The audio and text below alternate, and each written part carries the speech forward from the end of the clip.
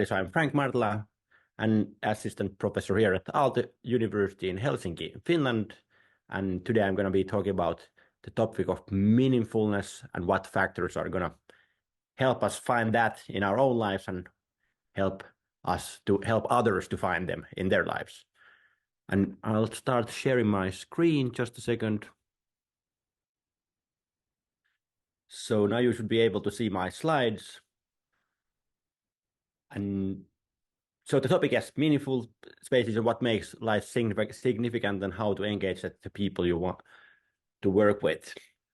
And I guess like my background was already introduced there, but like I might mention that so I've been a researcher for the last 15 years. That has been like my full-time job, doing research on the topic of meaning, happiness, well-being, human basic psychological needs, and similar topics. And I've been like approaching it partly from the psychological side of the things, but also partly from the philosophical side of things. So I have like PhD also in philosophy, and because of that, I've been also like exploring the topic from more philosophical point of view. But still, most of my work has been more psychological and more empirical around the topic. But besides doing the research, I've been also like writing some books on the topic, and the latest book was called A Wonderful Life: Insights for Finding a Meaningful Existence. It was published a few years ago by HarperCollins in the US, and now it has been translated actually to 29 different languages. So it's available in French, German, Indonesian, Japanese, Korean, and other possible languages. So I guess like whatever your language, it might be available also in that. And I know also mentioned that one topic that I've been like quite much giving interviews on is the fact that now that Finland has been nominated the happiest country according to this World Happiness Report, I've been quite giving like interviews on the topic for quite many news outlets around the world, including CNN, Fox News, and New Scientist, among others. But that's just about my background. But then let's go to the topic itself, and let's start with the question: why should we care about meaning? Why should we think about it at all? And Professor Roy Baumeister, who is one of the key researchers around the topic, he wrote once that human beings are hardwired to seek meaning, that it's somehow built into the human nature that we are asking these questions related to meaning. And I guess like it related to this human ability to stop in the middle of action and ask these why questions. Unlike most animals who don't, for example, if you think about like, for example, dog, you can like dogs seemingly be like sometimes more happy than the other moments. But at the same time, the dogs rarely, if you like throw a stick to a dog and they return it to you, they rarely stop in the middle of the action and start asking these questions. Wait a minute, why am I doing this? But we human beings, we have this ability to sometimes stop in the middle of our action and start asking these questions. Why am I doing this? What is the justification for this? What value does this activity bring? And when we start to ask these why questions, then we typically they get broader, and in the end we are asking about the why questions related to life as a whole, and then we approach the question of meaning in life. And research has shown that the people, when they experience more meaning in life, that tends to have like good effect on their mental well-being and even on their physical health. So like when you experience your life as meaningful, it tends to have like positive effects on your well-being, and it even actually has a positive effect on people's longevity. So several studies have shown that if you measure people's sense of meaning and purpose at one point in time, and then you look at this group of people 14 years or 20 years later, that part of the people who experience more meaning are more prone to be alive at that point compared to the people who experience less meaning in life. So that's one more reason to care about the topic of meaning. And then within the context of work, there has been also like several studies on the topic of meaningful work, whether you experience your own work as meaningful. And again, we find there also the similar positive results, that when people experience their work as meaningful, it has a positive effect on their commitment and performance, but it also has a positive effect on their own well-being. So the employees who experience their work as meaningful tend to experience their work as a whole as more well-being conducive, and they also tend to experience their life as a whole as more meaningful. because for quite many of us, work is a big part of our life.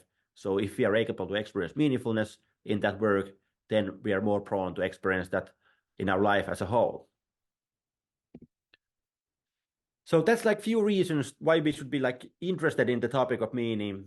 But besides asking why should we care about it, the next question is of course like then like what are the factors that tend to contribute to people experiencing more rather than less meaningfulness in their own lives? So what are the key factors bringing meaningfulness to our lives?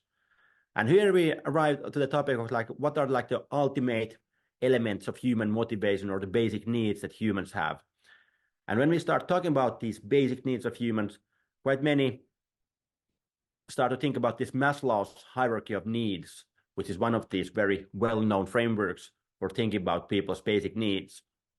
But actually, I would think that this hierarchy of needs is already a bit like an outdated theory from the point of view of modern psychology. So it was an important pioneer theory when it was developed in the 1940s, and it started the discussion around these human needs.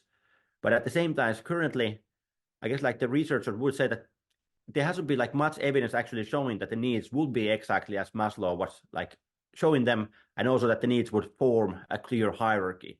There hasn't been like any or much research showing that like self-actualization would be somehow higher need than esteem or love. And the thing that seems to be like true about the hierarchy of needs, that we can make this distinction between these more deficit needs and these growth needs. So deficit needs tend to be things that when we lack them, we are highly motivated to seek them. So especially these physiological needs seem to be such. So when we're underwater and cannot breathe, at that moment, we are not thinking about our self-esteem or self-actualization. The only thing that we are thinking about at that kind of moment is how can we get back to the surface and be able to breathe again. So that part of the Maslow's hierarchy of needs seems to be true, but otherwise, this, especially his conceptualization of these higher needs hasn't stood the modern scientific scrutiny. And because of that, I think that the better way of like displaying these needs is this kind of like diamond kind of shape, where the basic idea is that there's basically two these existential questions that we can ask about life that explain our motivation, explain why we are doing things rather than not doing anything. And first of these existential questions is about how to stay alive. So human beings, as any other animals, are quite motivated by their own survival. And because of that, when this is somehow threatened, they usually are very motivated to do something about that. And because of that, this sense of safety and security is one of the key needs that humans have. See, we want to ensure that we have food on the table, that we have somewhere safe to sleep, and so forth. And when these things are threatened, that tends to cause quite much ill-being and also cause quite much motivation to trying to remedy the situation. But at the same time, human beings are also quite social animals. So our survival has always been quite much about other people. And because of that, there's this other basic needs, which is about this seeking social acceptance. So we want to make sure that the group around us is somehow accepting us rather than rejecting us. So being rejected by other people is one of these fundamental fears of human beings. So fear of death, of course, is one of the fundamental fears, but fear of rejection and isolation and loneliness usually is also quite high on people's list. And both of these are these deficit kind of needs in Maslow's terminology. So lacking either of these tends to cause ill-being. So people don't feel good when they don't have these things or when they feel these things are threatened. But at the same time, when people get these things in some basic level that they don't have to worry about them, that might help them get from this negative ill-being to a more neutral level, but they're not enough to explain where human well-being, like positive well-being, comes from. So if you would go to a job interview and you would be asked, like, why do you want this job? And if you answer, like, no, I've always been passionate about being able to afford food. That sounds like a bit like weird way of answering the question. So of course, like one motivation why we go to work is that we want to be able to afford food, but at the same time, it's not something that actually like, gets us passionate about the work. It's not something that gets us excited about it. And if you want to know what gets us excited about work or any other activity for that matter, then we have to ask this other existential question. which is about what makes life worth living. So now that we are alive, what are the factors that make this life worth living? And here I'm kind of like argue that there's at least 4 basic needs that quite much explain where people's sense of meaningfulness comes from, but also people's sense of well-being and even inner motivation, this like that one feels drawn towards a certain activity.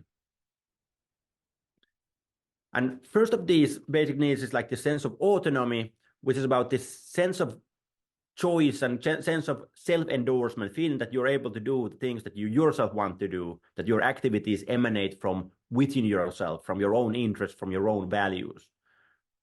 And there was this one interesting study conducted by Rebecca Schlegel some 10 years ago, when she asked people like, write about like few different topics. So one group of people were asked to like write about their true self, what kind of self they are in the end of the day.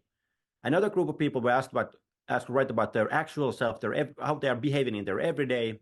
And third group of people were asked to write about the bookstore next door. At the same time, the same group of people were asked to evaluate how much meaningfulness they experience in their own life. And the researchers were interested in how much detail and how long the descriptions that people were writing were, and whether this length was like somehow related to how much meaningfulness they were experiencing. And it turned out this, as regards this bookstore, writing longer or shorter essay about the bookstore didn't have any relationship with meaningfulness. So some people wrote just few sentences, some people wrote longer essays, but on average, both groups of people experienced similar amounts of meaningfulness. And the same held true for this actual self group. But then there was this group of people who were writing about their true self, how they feel that they're like their innermost self actually is like. And the longer essay one was able to write about that kind of topic, the more meaningfulness the people experienced on average. So somehow this being able to know your true self and write about that was connected to higher levels of meaningfulness. And of course, like if you want to live autonomously, if you want to live the kind of life that is emanating from your own values and choices and from your own interest, you first have to know who you are. And because of that, then this sense of autonomy is the one or the first basic need that explains where we get this sense of meaningfulness. But at the same time, this autonomy alone is not enough for this sense of self-expression. For that, we need this other need, which is related about the sense of competence. So which is about being able to master the things that you're doing, being able to accomplish things, being able to learn and grow, because learning and growing means that your sense of competence is increasing over time. So if you're like only have one of these in a certain activity, that usually doesn't lead to this sense of self-expression. So even though you would be like very, very free to do certain thing, and you would like doing it, but if you feel that you're not able to accomplish anything in it, that you actually don't get anything done, then usually that kind of activity gets a bit like frustrating. And at the same time, even if you will be like very competent in a certain activity, but if it doesn't feel like your own thing at all, then it becomes like this bit like this empty effortfulness, where you actually don't get this like sense of like self-expression. But when you find some things where you feel both of these are true, that you feel that, hey, this is my own thing, this is actually something I want to do, and at the same time you feel that, hey, I'm actually making progress here, I'm actually getting something done when doing this thing that I enjoy doing. In those moments, we usually feel that, hey, now I'm able to somehow realize or express myself through this activity. So this autonomy and competence then are this, one could say, more self-related needs, that they are about like being able to express ourselves, connect to ourselves in a way. But at the same time, human beings are also on this level these social creatures, which means that we also have like these 2 more social needs that also give rise to a sense of meaningfulness in our lives.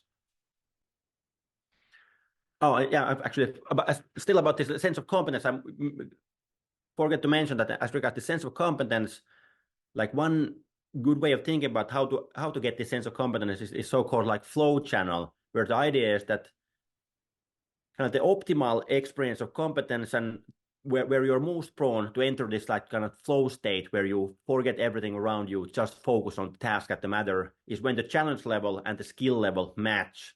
So if your skill level is low and the challenge level is high, that kind of activity is very frustrating, and you get like this sense of anxiety from that. You actually don't get anything done, and you feel that, hey, this is like too hard for me. But at the same time, if the challenge level is very low and your skill level is very high, this kind of activity is quite boring for us humans, because like you feel that it's like still it's too easy. You don't need to like put in too much effort, and it gets like boring. So actually, we human beings strive for like this optimal level of challenge. We like look for like challenges both in our work, but also like in our life outside of work. Like if something is too boring or too easy, we don't enjoy that as much as when we find like these like challenging activities. So when this skill level challenge level is like just enough for your skill level, those moments are the moments where we are most prone to enter into this flow state, and also the moments when we are most prone to experience this strong sense of competence in our activities. But then let's move on to this other side of the figure, and this like connecting to other people. And here also, like when we look at the research on meaningfulness or like research on well-being more generally, we find that other people usually are the key source for us as regards meaningfulness and regards well-being. So there was, for example, this one study where people were asked to choose one thing that makes your life meaningful. So people were able to talk whatever they wanted, but it turned out that most people actually started to talk about their family or some particular family member. And those who didn't talk about family, the second most common answer was to start to talk about some of their friends. So even though you were in the study, people were able to talk about whatever they wanted, it turned out that 4 out of 5 people were actually talking about some close relationship of them.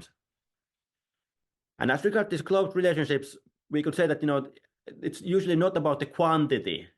So like it doesn't matter like whether you have like 10, 100 or 10,000 people who follow you on a certain social media. That's not something that contributes to the sense of relatedness, but it's about the quality of your relationships.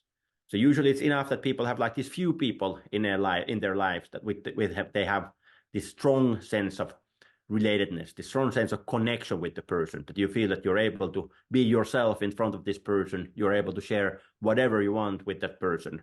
In those moments, we get this strong sense of relatedness.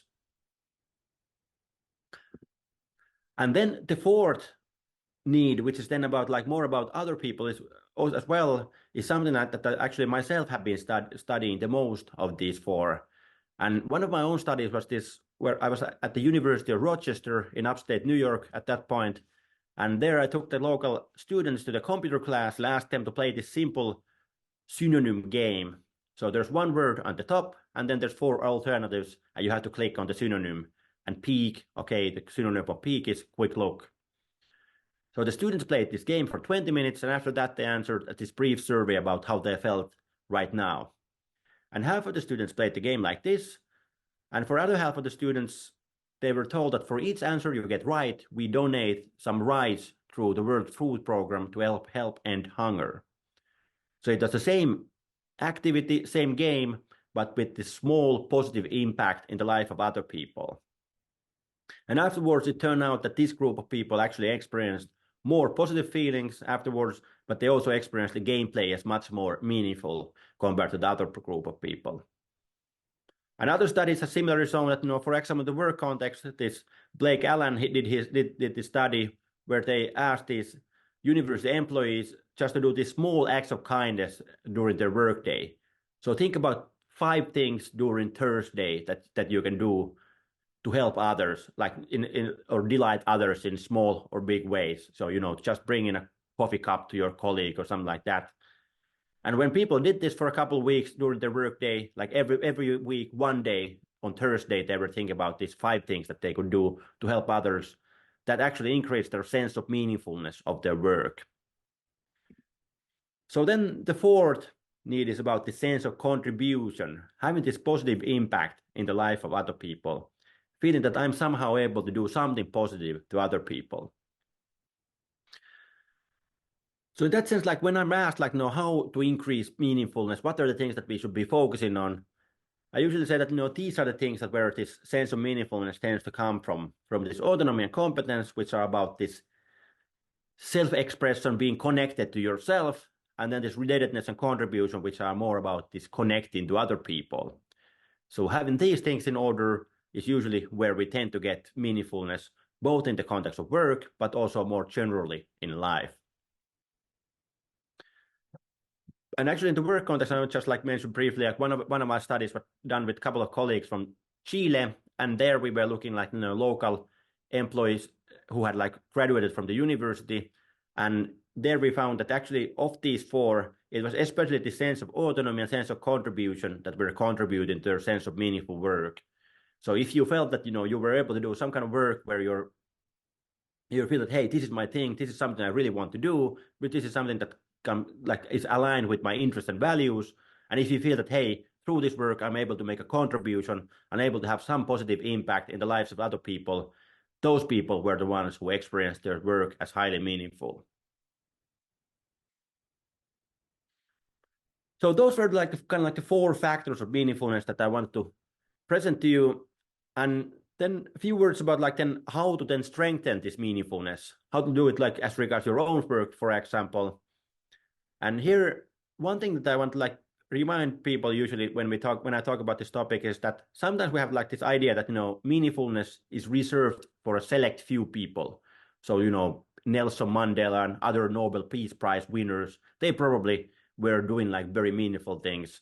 But us mere mortals, we usually don't do that kind of thing. So meaningfulness is something reserved for those people only. But I think that that's actually like a kind of like wrong depiction of the situation. And this was like something that this Laura King, who is, one could call her like, she's probably like the kind of like the number one researcher of the psychology of meaningfulness. And when I was writing this book that I mentioned in the beginning, I also like mentioned it to her in one conference that, hey, I'm writing this kind of book. And at that moment, she said to me that, hey, when you're writing this book, don't say to people that their lives don't have meaningfulness, because she said that she has been studying the topic for several decades already, and she has found out that most people, most of the time, actually already experience their lives as meaningful. So it's not something exceptional, but something quite normal to find meaningfulness in your life. And it's because the meaningfulness doesn't come from these exceptional things, but mostly it comes from quite everyday things, things that are present in your everyday life rather than something very specific. So it might be like just having few nice colleagues at work, having some people in your life more generally who you can hang out with, feeling that you're able to make some small contribution towards your colleagues or towards your family and so forth. These kind of small things already tend to make our lives relatively meaningful. And when we think about like how to craft your own job, for example, to become more meaningful, it's quite not about like recognizing and strengthening of these things. So as regards autonomy, it's about like recognizing what are your interests. If you don't know what are your interests, what are your values, it's quite hard to experience meaningfulness. But like, so the first thing is to sit down and think about, hey, what are actually the things that I enjoy doing? What are the things that I value? And then start to think about what kind of plan or what kind of changes you could make within your own work, or what kind of future career choices you might have where you might be able to follow through more on those interests and values. As regards competence, it's quite much about recognizing what are your strengths, what are the things that you're good at, and then think about like how to utilize those things that you're good at in your work, and then start developing them further. As regards relatedness, first thing is to recognize who are the people you care about, who are the people who are like close to you, and then make sure, then when you have recognized that, then make sure that you have like enough time for them. Because sometimes people feel that there's certain people in their lives that they find very much value from who they care about, but then when you ask about how their schedule looks like, how their calendar looks like, it turned out that they are not able to hang out with people or give those people as much time that they would want to give them if they really would think about what are the important things for them and important people for them. And finally, for contribution, it's quite much about like just recognizing what are the opportunities for contribution within your work, within your everyday life, and then following through on those and making sure that you're able to have these smaller or bigger ways of contributing towards other people. And at the same time, we can also like ask like not only about ourselves, but also think about how can we support others in experiencing meaningfulness. What can I do as a parent? What can I do as a teacher? What can I do as a colleague to make sure that people around me are also experiencing this sense of meaningfulness? And here we can go through these 4 needs like one by one. So supporting autonomy is quite much about like explaining and giving reasons to people. So if you don't know why you need to do something, that usually is a bit frustrating. And if you, for example, if you have to like follow a certain rule and you don't know why that rule exists, then following that rule tends to diminish your sense of autonomy. But then if somebody comes and explains to you why you need to follow that rule, then following that rule becomes like autonomous, because you don't follow the rule because you have to, but more because you actually want to, because you see the reasons behind the rule. Other thing that supports autonomy in terms of like interaction and communication is like showing that you acknowledge the other's perspective in the situation. So that you actually show that, hey, that I'm able to look at the situation from your point of view. And of course, one good way of like looking at the situation from the other's point of view is asking from that other how they see the situation. And at the same time, supporting autonomy usually also needs that, you show trust towards the other person and actually like give them room to make choices. So instead of like just like making the choices for them, you actually give them enough room to make their own choices. And sometimes I use this framework that is like there's like this, that in every activity usually there's like certain rules that need to be followed, and then within this frame there's like certain things, there's room for like independent choices. And as regards this framework and rules, it's important to provide justification for why they exist. And then when you have provided justification to make sure that like everybody knows what are the frame within which they have to stay, then it's good idea to give people room to make these independent choices as long as they stay within the rules. Then as regards like how to support competence, one important thing is to like make sure that there's like clear expectations or rules for activities. So if I don't know what is expected from me, if I don't know what is expected of me in this role, or if I don't know what are the rules, what are the things that I can do and what are the things I cannot do, then it's very hard to experience this sense of competence. I need to know kind of like what is a good performance in my role in order to feel that I'm able to have this sense of competence.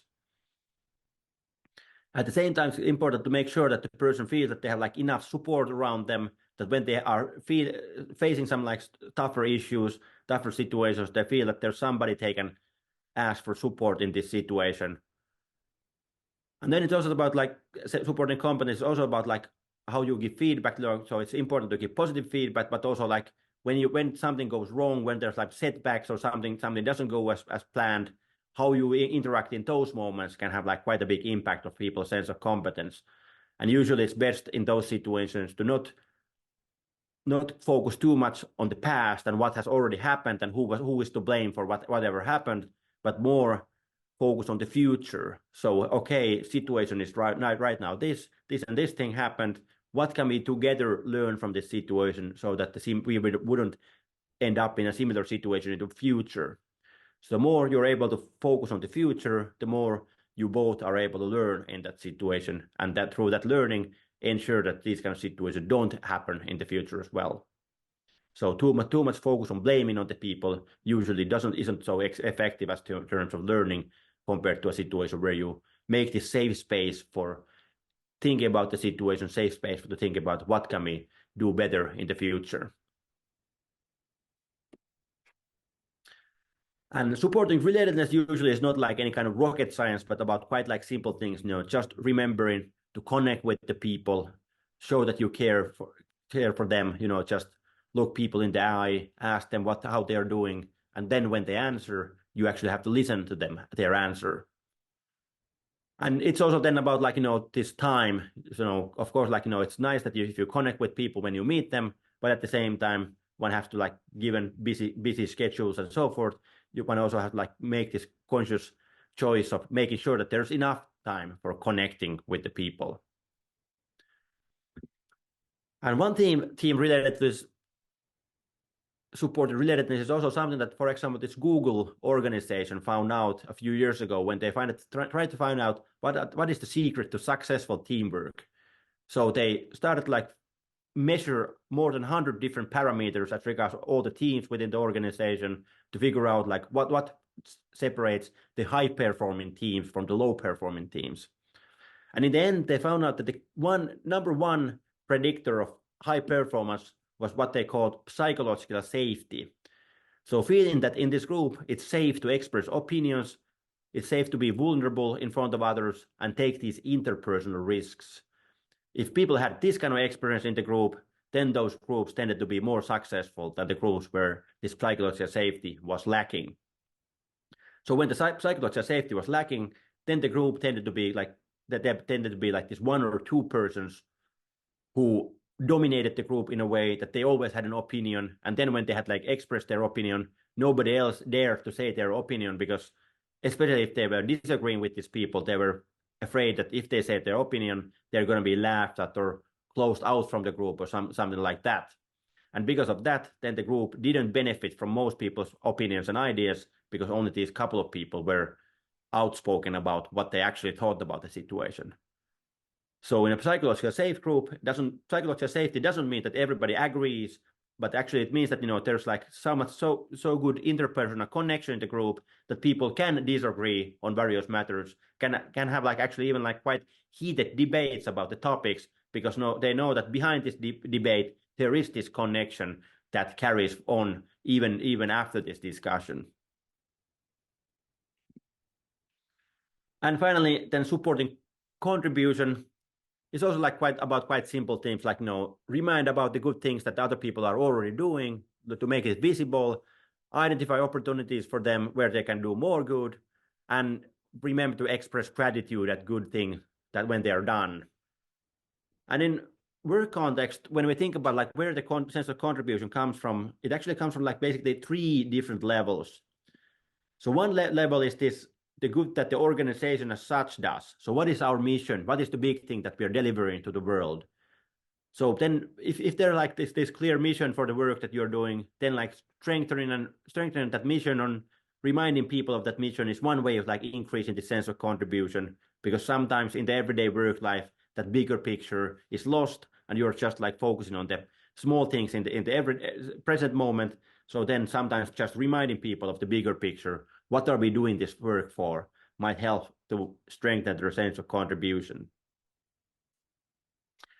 Then in most works, there are usually some customers. So like then as regards that, it's like about making the positive impact visible. So whether it's the students or whatever the customers are, thinking like how to make visible the positive impact we have on them. And then the third level, which is quite often forgotten, is also that quite much of the good things that we do during our workday and these small good deeds or small acts of kindness actually are directed at our colleagues. So we are helping our colleagues in smaller or bigger ways. And because of that, building this culture of gratitude within the organization. So making sure that there's like ways of somehow expressing this gratitude when somebody does something good is also a way of strengthening people's sense of contribution, but also strengthening the sense of relatedness within the work group and the work community. So those were basically the kind of like how to support these things. But I wanted to like basically end this presentation now with like giving you this one sentence answer to this question of what makes life meaningful. Because this is something that like sometimes when I go to a bar, for example, then people like recognize me and say that, hey, you're the philosopher, aren't you? Can you explain to us what is the meaning of life? And for those situations, I already several years ago, I came up with this one sentence answer.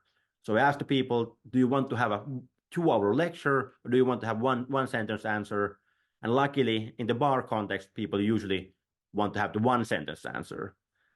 And the answer that I came up with several years ago was as follows, that meaning in life is about making yourself meaningful to other people. So the way that my life becomes meaningful is when I feel that I'm somehow meaningful to other people. And I'm meaningful to other people through this sense of relatedness and through this sense of contribution. So I'm meaningful to those people for whom I'm able to do something positive for their lives, have like some positive impact in their lives, but I'm also meaningful for those people who care about me and whom I care about. So that was like for a long time my one sentence answer, but then at one point I realized that that's actually only half the answer to this question. So it's able to identify very meaningful elements of meaning in life, but that's not all. And I realized that when I was listening to this William Damon, who is one of these psychologists who has like done very much work on the topic, and he mentioned this one surgeon that he had met who was specialist in certain kind of heart surgeries, which meant that he went to the work in the morning, did a couple of operations, came home and said that, okay, again, I was able to save a human life. So he was in an occupation where he was able to save human lives on a regular basis. And one might think that there wouldn't be much more meaningful occupation than that. But at the same time, this person himself, he actually felt that no, he had started to hate his own work. That he somehow felt that actually it wasn't like his thing at all. So he realized that he actually had made his life choices quite much following or obeying the expectations of others. So the parents said to him that, hey, you should go to the medical school. So he went to the medical school. In the medical school, his teacher told him that you should become a surgeon. So he became a surgeon. And he didn't stop to think what he himself wants to do in life. And then when he finally stopped to think about that, he realized that he wants to do something completely different and actually stopped in this career and started to educate in completely different occupation. And the lesson of the story is kind of that in order to have this meaningful life, it's not enough that you connect with other people, but you also have to connect with yourself. So the second key part of meaningfulness is about like connecting with yourself, being able to somehow live your life in a way which is like authentic, which is like somehow aligned with your values, aligned with your interests, and who you are as a person. So in that sense, kind of like nowadays, the kind of like one center answer, it connects these two parts. There's this connecting with other people, which is about this relatedness and contribution. But then there's also this connecting with oneself, which is about this autonomy and competence. And because of that, then the one sentence answer is that meaning in life is about making things meaningful to you in a way that makes yourself meaningful to other people. So find out what are the things that are meaningful to you, and then figure out ways of doing those things in a way that connects you to other people. So that's kind of like my one sentence recipe for more meaningful work, more meaningful living, more generally. Thank you.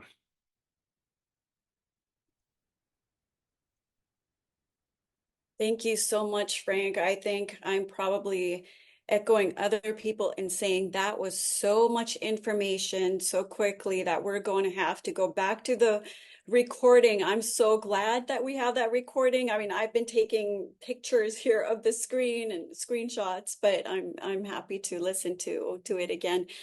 So again, if you have questions, if you have had them during Frank's lecture, great. Or if you have, if questions pop into your head as we're asking the questions that we already have, you're welcome to put those in the Q&A as well. So I have a couple of questions, and I'm hoping to kind of set the stage here for connections to the teaching and learning really quickly.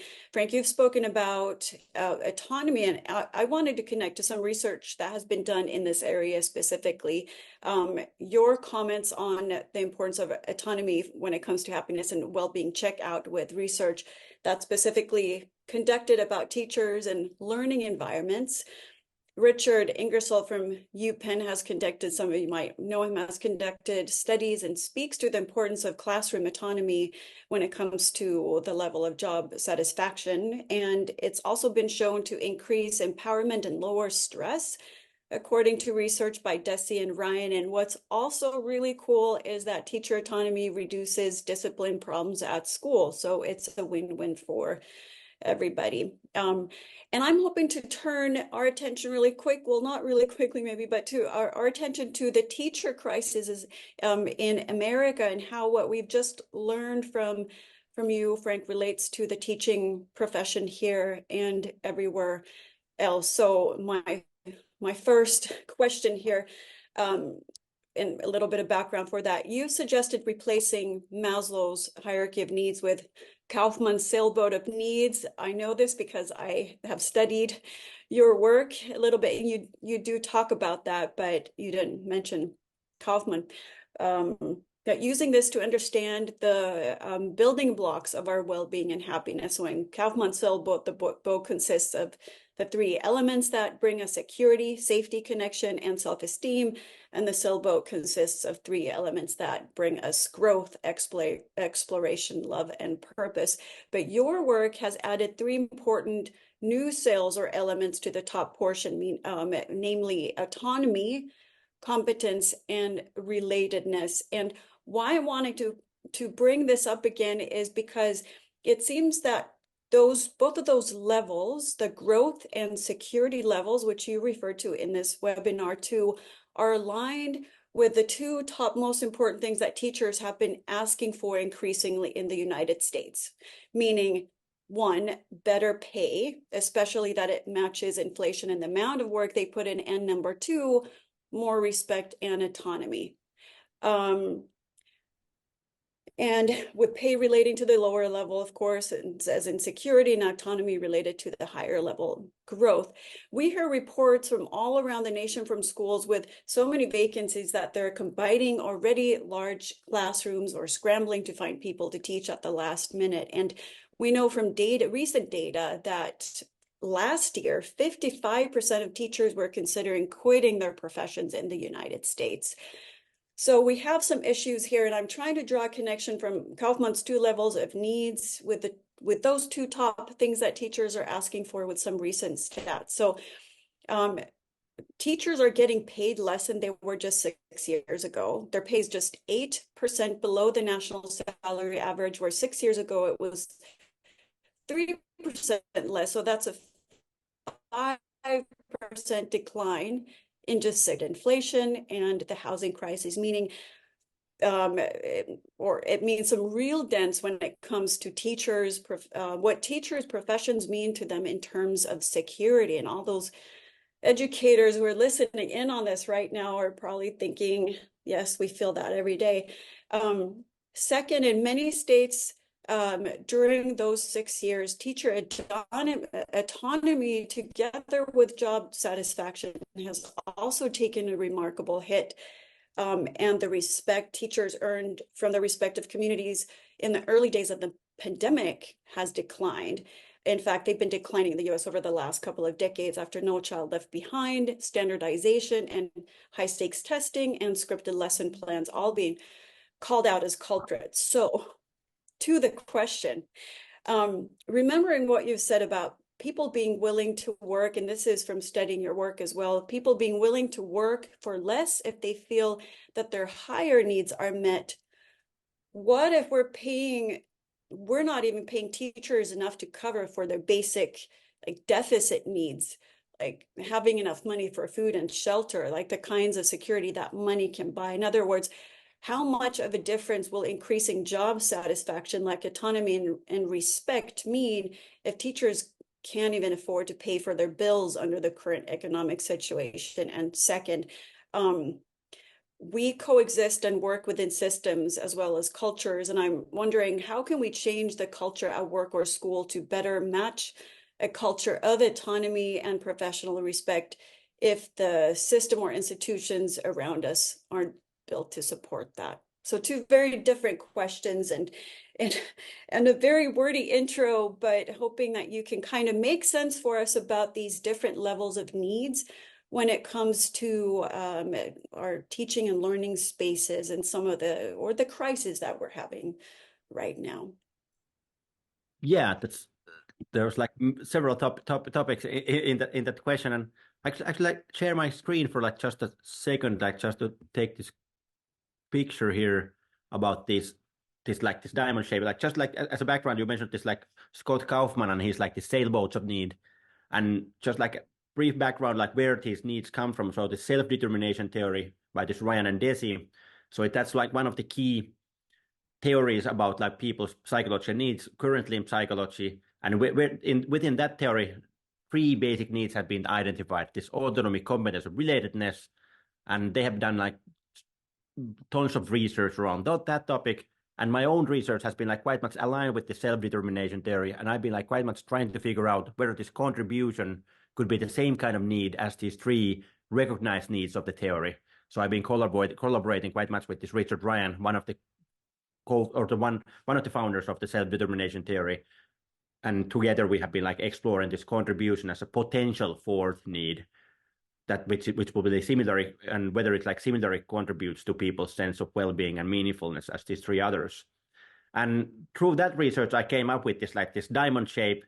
And then Scott Barry Kaufman, he himself has been like quite much exploring Maslow's hierarchy of needs, and he proposed his own version, the sailboats of needs, which is like very similar in structure to this my picture here. And we had like this quite nice chat with him at one point about like how our models of needs are quite similar in the way that we all both have like this deficit side and the growth side. So that's kind of the background for this kind of like where this model comes from that I was like represented today. And then this question about this autonomy and then this security. And of course, they're like two quite separate issues in a way.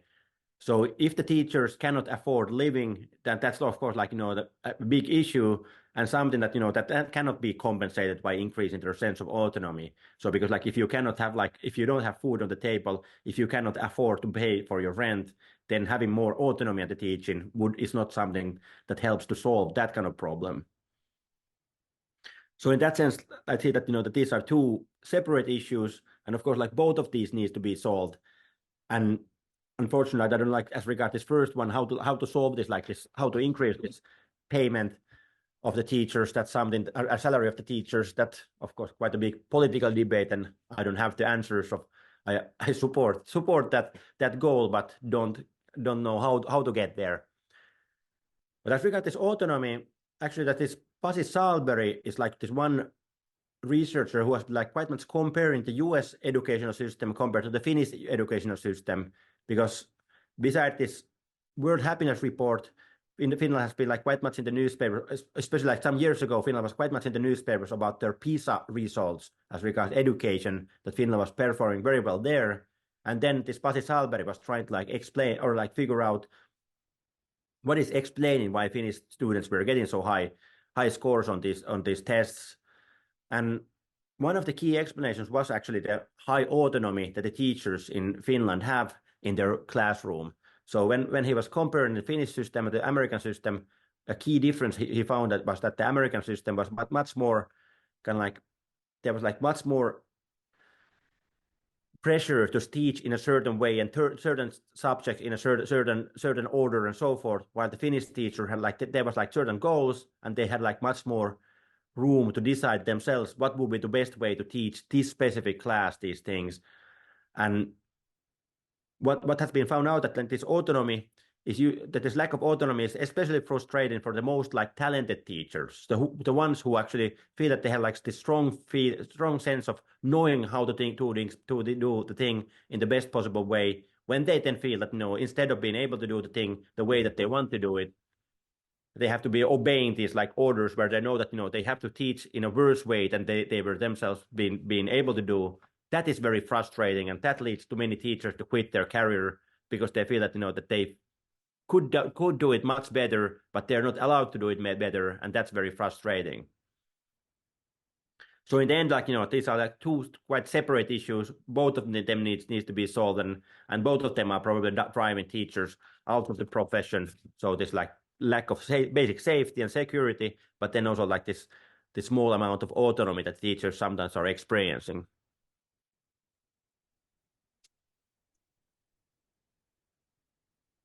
Hey, thank you so much, Frank. And I'm glad that you talked about Pasi Salberg. Some of the people who have traveled with us before, this is a very familiar name to you. So I actually wanted to turn this like direct our conversation a little bit towards Finland. That's kind of like a follow-up to my earlier question, then we'll have some more questions. But so you and I are both from Finland. I live and work in the United States, and a lot of our listeners do today. And I wanted to pick your brain a little bit about culture and its influence on our perceptions of well-being and happiness. So we talked about the two big complaints that teachers in the US have and how they both relate to job satisfaction. And here's some interesting stats coming from Finland. It's interesting to know that Finnish teachers are also demanding more pay, just like US teachers. In fact, just a couple of years ago, there was a big Finnish teacher strike, and teachers in Finland specifically strike to have their pay better match inflation and the amount of work they put into each week. But in comparison, Finnish teachers make almost 13% more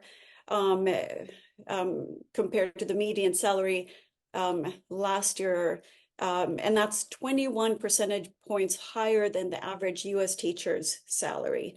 So they're making more, and additionally, being a teacher is still a very highly respected position with lots of autonomy in Finland. And like you said, it's one of the things that Finnish schools and the school system is really well known for.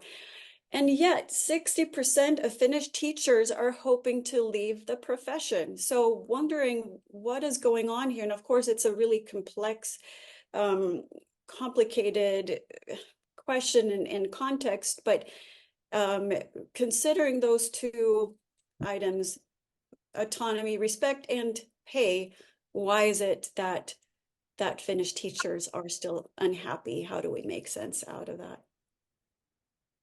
Yeah, that's a good question, and not easy to answer. I don't claim to have like the right answer, because like we wouldn't probably need to like do more research to understand where this like dissatisfaction comes in the same sense. But I guess that one thing might be like just like the expectations of the people, and I guess like this autonomy probably is like in quite many occupations. I guess the Finnish employees tend to have like more autonomy compared to like people in many other countries. So Finland has like this quite like non-hierarchical work culture compared to many other countries where like people are given like much autonomy. So because of that, like I would assume that the Finnish like employees more generally and teachers also have like this higher expectation of how much autonomy they would need to have. And then when they have like felt that this has actually like been shrinking in the last years somewhat like through government decisions. It's like that they used to have like even more autonomy, and now they have less of it. And this is something that might make people like dissatisfied with the situation. So usually we know from like well-being research that it's not just the absolute amount that counts for like well-being for many topics, but it's also like in what direction is it developing. So having less of something, but feeling actually that things are getting better, that you're getting more of it in the future, might be better for your well-being than having more of it, but feeling that it's going down. So that's quite often like we find in the whatever well-being topic that we are looking at, that it's not just about like the level, but it's also about the direction of the change. So, and I guess like in the Finnish, even though the Finnish teachers have more autonomy on average than the American teachers, also the Finnish teachers are feeling that their autonomy has been diminished in the last year somewhat, and that might be one factor that is making them more dissatisfied with the situation. Yeah, so it seems to have something to do with perspective. That's fascinating. And I think you at one point or somewhere you have said that if you're doing better than your neighbors, it has something to do with your perceived level of happiness. If I remember the right. Yeah, so humans we tend to compare ourselves to others, and that tends to have an effect also on our well-being. I have one more question if we have time for that, but let's see what other questions we have first. I know Kelly had a question, Ruba had a question. I saw a couple of questions in the chat. I know Tina Watts asked, how does all of what you said connect to why Finland and Scandinavia rank high in happiness year after year? So I said like that's a question that I'd be like the reasons why Finland is performing so well, and why the Finland and other Nordic countries, because it's not only about Finland, but it's about all the Nordic countries. So Sweden, Norway, Denmark, Iceland, all of them are always in the top 10 of this World Happiness Report year after year. And the key reasons for that tend to be quite much about the institution of the country. So we know from research that those countries which have this very well-functioning democratic system are the countries which have like higher levels of well-being. So if people feel that there's like this corruption is low, people trust the government, people feel that the government is able to deliver things effectively, these kind of factors, and also that the elections are free and speech is free, these kind of factors contribute to higher levels of happiness on a national level. And it turns out that Nordic countries are the countries where the level of corruption, for example, is very low. So if you go to some international corruption index right now, I think Denmark is #1 and Finland is #2 as regards lack of corruption in the government. So that's one factor. Other factor is about these kind of like welfare benefits that the government is giving to the people. So the Nordic countries have this like so-called welfare model where they're like quite much trying to support the citizens in various life situations. So having relatively extensive maternity and paternity leaves, unemployment benefits, pensions, free healthcare, and so forth. And these are also factors that we know is actually contributing to higher levels of well-being on a national level. And how this connects to these basic needs is also that, that it has been argued that the Nordic countries actually have like quite high levels of autonomy. People are experiencing high levels of autonomy. And one reason is because of these government systems that are giving people a bit more room to make their life choices, not based on only financial matters, but also thinking about like, what will be the careers or ways of living that will be like most representative of themselves and their own interests and values. So given, I guess like in the US, for example, one's salary is one's having a job is quite often connected to whether your children have like high quality healthcare available to them, what kind of universities or what kind of education they're able to get and so forth. But in Finland, whatever you're making like as regards like salary and whatever job you have doesn't have like impact on your children's healthcare. It doesn't have an impact on the choices of education that are available for them because the universities are basically free of charge, all of them. So in that sense, given that, then people are more able to make these life choices just based on following their own interest, and that increases their sense of autonomy and might be like one of the mechanisms that explains why this governmental system actually contributes to so much well-being in the country.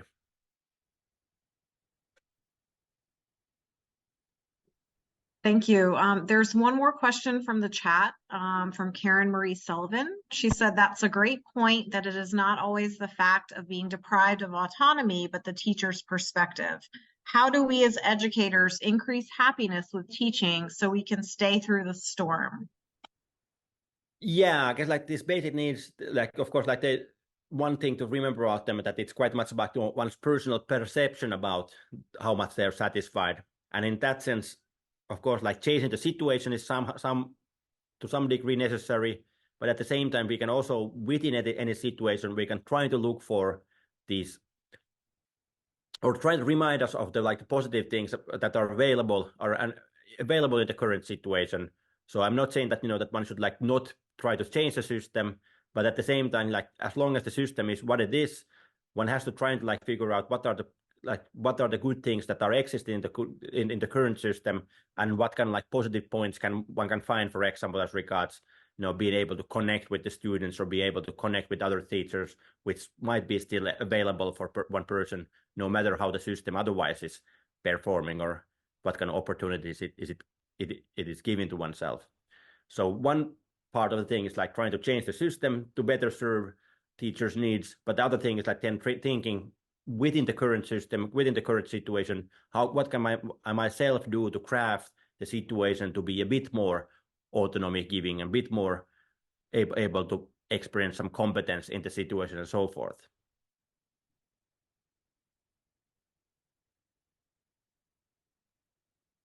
Thank you. I also had a question about, I watched your video and you touched on this in the presentation, the meaning of life in 2 minutes. And you said, meaning in life is doing things meaningful to you in a way that makes yourself meaning to other people. So my question is, how do we really know if what we're doing is meaningful? And as a teacher, I can think, everything I do day to day is meaningful. It's helping students. Or I could also have the other opinion that, oh, what I'm doing is not meaningful when it actually is. So how do we really gauge our meaningfulness to other people? Yeah, that's a good question. And of course, like it's kind of like a subjective evaluation that, some people might kind of like overestimate their contribution. Some other people might underestimate their contribution towards other people. And that might actually have then an effect on their well-being and their sense of meaningfulness. So the person overestimating their impact might derive some meaningfulness from the fact that they're feeling that they're making a huge contribution, but the person like underestimating their impact might actually derive less meaningfulness from their work than they actually could be deriving if they would recognize the kind of impact they're having. So in that sense, like the kind of like the objective impact you're having and then the subjective experience of that impact are two separate things. And the kind of like the satisfaction and the sense of meaningfulness comes from the subjective evaluation. And I guess like it can be like more or less truthful and more or less like accurate as regards like the actual impact of the person. And so that's like one thing that, remember it's a subjective evaluation. Another thing is then like, that of course it would be good if you find like more ways of seeing the impact that we are having, because of course that with students, that many students, of course, like you hear these stories, like students who talk about teachers, like they might be like 60 and then they still remember their elementary school teacher and something that they gained from that person. But probably that person, that teacher might not like never know the kind of impact that they had on the student. So there's probably quite much this like, invisible impact that the teachers are having that they're not like never able to see, which is like, of course, unfortunate, because it would be great to know what kind of lessons one has been able to, and what kind of like advice one has been able to ingrain in the students that stay with them for several decades afterwards.